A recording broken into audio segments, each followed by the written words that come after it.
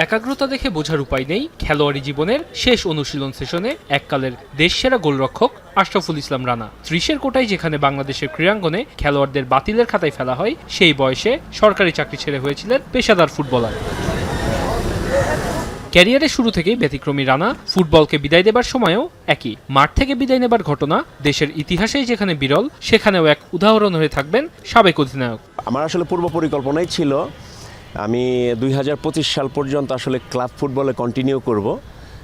তারপরে আমি চিন্তা করব আসলে ফুটবল কন্টিনিউ করব কি করব না। তো আমার কাছে মনে হইতেছে যে এখনই আসলে আমার রাইট টাইম ফুটবলটা ছেড়ে দেওয়া।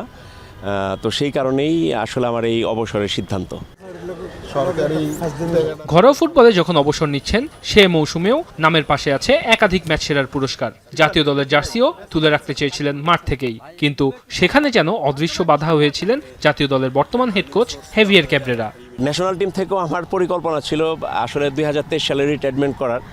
সো এটা আমার ন্যাশনাল টিমের যে কোচ হেভিয়ার ক্যাব্রেরা, উনি জানেন, ওনাকে প্রপোজাল দেওয়া হয়েছিল। তো তখন হেভিয়ার আসলে ওই সময়টা এগ্রি করে নাই। তারপরে যে কোনো কারণেই হোক আসলে ন্যাশনাল টিমের থেকে আমাকে বাদ দেওয়া হয়েছে, যেটা আনফরচুনেট আমার জন্য।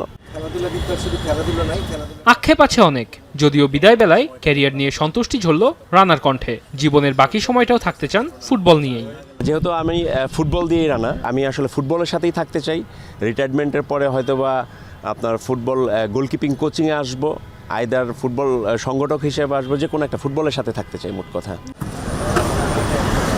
হামজা চৌধুরী, সমিত সোমদের আগমনে দর্শক সমর্থকদের মধ্যে যে পুনর্জাগরণ, রানার চাওয়া, এটি পুঁজি করে যেন সামনের দিকে এগোয় দেশের ফুটবল। ওয়াসিল হক পান্থ, এখন, ঢাকা।